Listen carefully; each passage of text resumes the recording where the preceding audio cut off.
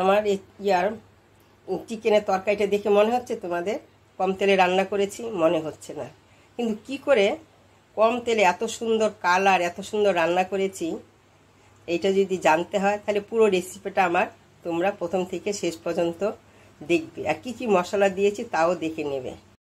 আমি আজকে মাংস করব, কম তেল, কম মশলা, কম সময়ে। এটা একটু তেজপাতা ফোড়ন দিয়েছি, আর দিলাম এই যে জিরা ফোড়ন।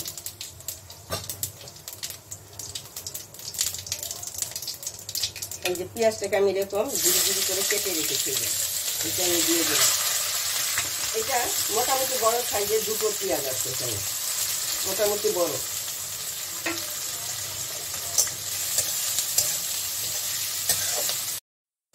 আমি ওইরকম ভেজে নিয়েছি। এর মধ্যে আমি দিয়ে দিচ্ছি এই যে হলুদ, 1 চামচ, 1.5 চামচ হলুদ দিয়ে দিলাম। দিয়ে দিব এই যে এখানে আছে কাঁচা লঙ্কা, রসুন, আদা, সবই অল্প অল্প। আদা আর হলো গুঁড়ো জিরে একসঙ্গে আমি আবার গুঁড়ো জিরাটাকে এটার সঙ্গে আবার পেস্ট করে নিয়েছি। এখন এখানে দিয়ে দিচ্ছি আমি মোটামুটি বড় সাইজ, মাঝারি বড় রাখি আকারে 3.5 টমেটো। এটা টমেটো দিয়ে আমি রান্নাটা করব, ওই জন্য আমি টমেটোটা বেশি দিয়েছি, দই দেব না।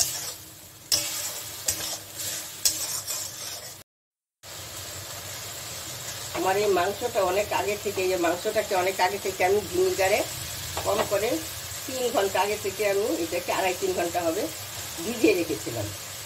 কিন্তু আমি নুন দিয়ে ভিজাইনি, শুধু ভিনিগার দিয়ে ভিজিয়ে রেখেছি। কেন? মুরগির মাংস কম তেল তো, তার মধ্যে তো মুরগির মাংসে একটা গন্ধ আছে, আসছে কেমন একটা গন্ধ গায়ে থাকে, ওই জন্য আমি এটাকে আগে থেকে ভিনিগারে ডুবিয়ে রেখেছি, তাহলে গন্ধটা থাকবে না। ওই জন্য সবসময় তো বেশি মশলা ভালো না, এই গরমের মধ্যে এমনিও হজম হইতে চায় না মাংস, তারপরে বেশি মশলা দিলে আবার হজম হবে না, তেল মশলা। যারা কম তেলে খায় তারা এইভাবে করবে, যারা বেশি তেল খায় ওদেরটা আলাদা ব্যাপার।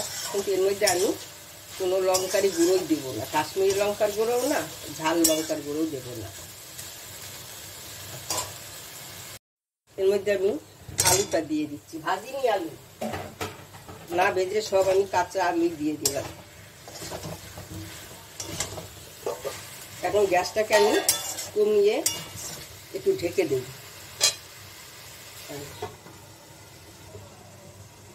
এখন এর মধ্যে আমি ঢাকনাটা খুলে নিলে, আমি নুন দিইনি তো, এখন এবার একটু নুন দিয়ে দিচ্ছি।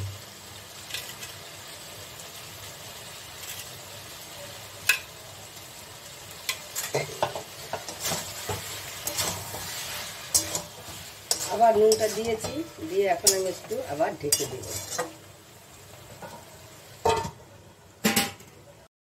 আমি এখানে অল্প চিনি দিয়ে দিচ্ছি, তোমরা যে যেমন চিনি খাবে সেই অনুযায়ী দেবে। আমি তো টমেটোটা বেশি দিয়েছি, এখানে একটু টক টক হয়, কিন্তু এই টমেটো আমার মনে হয় না টক হবে। দেখো এখন জলটা ছেড়ে দিচ্ছে নুন দেওয়া। এখন আমি আবার ঢেকে দেব।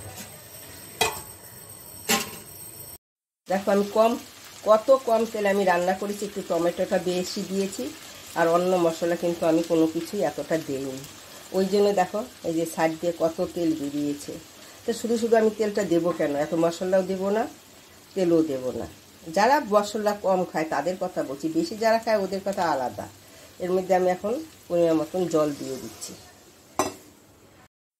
আমি গরম জল দিয়েছি, আমি আরেকটু জল দিব, কেন আমি তো আলুগুলো তো ভাজিনি, একটু সিদ্ধ হবে, ওই জন্য আরেকটু জল দিয়ে দিচ্ছি। তোমরা যে যেমন ঝোল খাবে সেই অনুযায়ী জল দেবে। আমি ঢেকে দিচ্ছি। এখানে আমি কয়েকটা এই যে কাঁচা লঙ্কা দিয়ে দিচ্ছি। দেখো কালারটা কি সুন্দর হয়েছে, কম তেলে রান্নায় টমেটোটা দেওয়ার জন্য এত সুন্দর, খেতেও ভালো লাগবে টমেটোটা দেওয়ার জন্য। আমি আবার একটু ঢেকে দিই। আমি এখানে দিয়ে দিচ্ছি অল্প এই যে কাসুরি মেথি, উনুনের ধারে রেখে দিলেই না ওটা মুচমুচে হয়ে যায়, ওইটাই আমি দিয়ে দিচ্ছি। যে কাসুরি মেথিটা দিয়ে দিচ্ছি, আর দিচ্ছি আমি এখানে গরম মশলা। একটু ঝোল ঝোলেই করবো, আমি পাতলা ঝোলেই করবো, খুব একটা ই করবো না। এই যে এখন আমি এটাকে নামিয়ে দেব। এখন একটু ঢাকা দিয়ে রেখে দিই, রেখে নামিয়ে দেব। আমার মাংসের ঝোলটা দেখে মনে হচ্ছে কম তেলে করেছি, মনে হচ্ছে না, কিন্তু কম তেলে কি করে করেছি রেসিপিটা পুরো দেখতে হবে, দেখতে বুঝতে পারবে তোমরা এইভাবে কম তেলে রান্না করতে পারবে। আমার যদি রেসিপিটা তোমাদের পছন্দ হয় তাহলে লাইক করবে, শেয়ার করবে, সাবস্ক্রাইব করবে।